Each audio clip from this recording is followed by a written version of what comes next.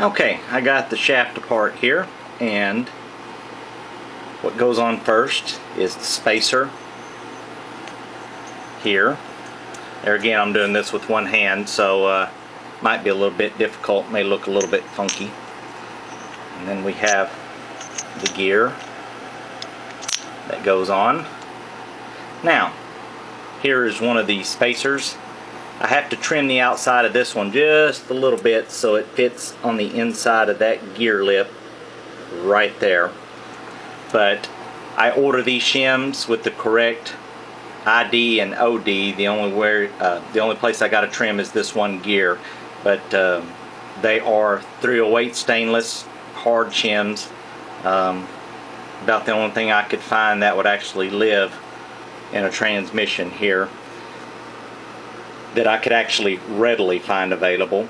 So after that, we'll put the shim on, and it's a very snug fit. And I order these in 4/1000 and 8/1000 shims.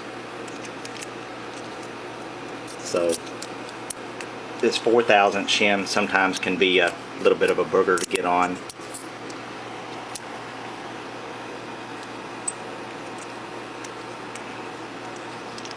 Now let me make sure I've got my spacer the correct way. These spacers are actually kind of rolled to one side and flat on the other side.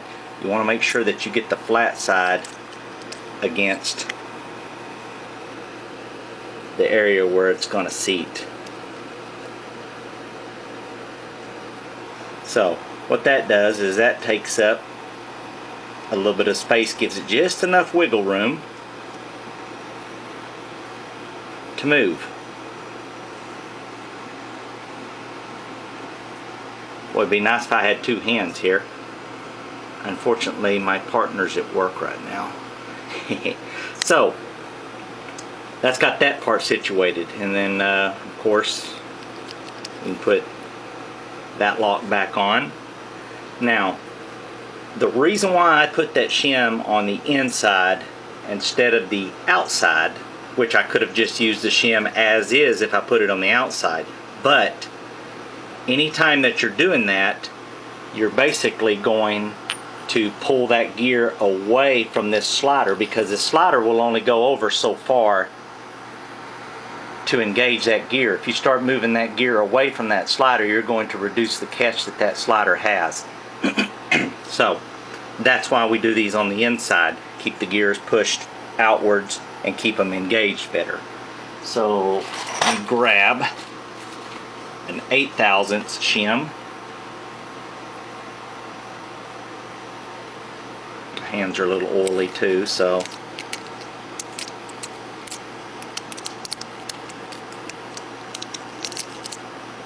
you use the collar here to help push this shim down on. A lot easier when you got two hands, folks. And then that one. And then here's what I was talking about again, how these are, they're just like a regular C-clip. Basically you have a rounded end and you have a flat end. You can kind of tell the rounded end versus the flat end.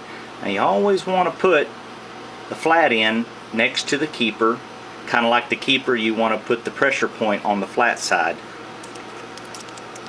You need to pay particular attention to that. Now I'm going to set the camera down so I can put this snap ring on for just a second here.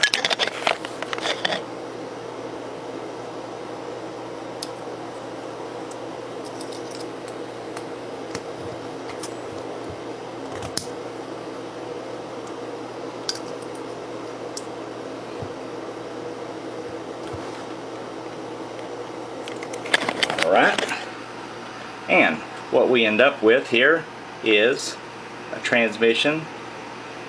It's got just a little bit of play on both, like it should. I mean, they're still free enough to turn. Of course, if you get them shimmed up too tight, they're going to bind on you, and of course binding or friction, binding means friction, and friction means heat, and heat's not good because that's when you start scorching stuff. So they got to have enough room to move, But basically that is adding 12 thousandths of shim in these. Now, is it a permanent fix?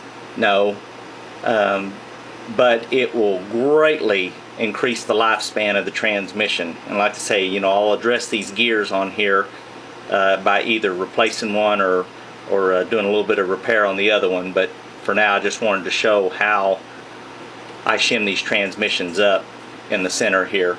And hope this is a good educational video. You'll have to forgive me trying to do this with one hand, but just wanted to let everybody know when I talk about shimming the transmission, that's what I'm talking about. Thanks for watching.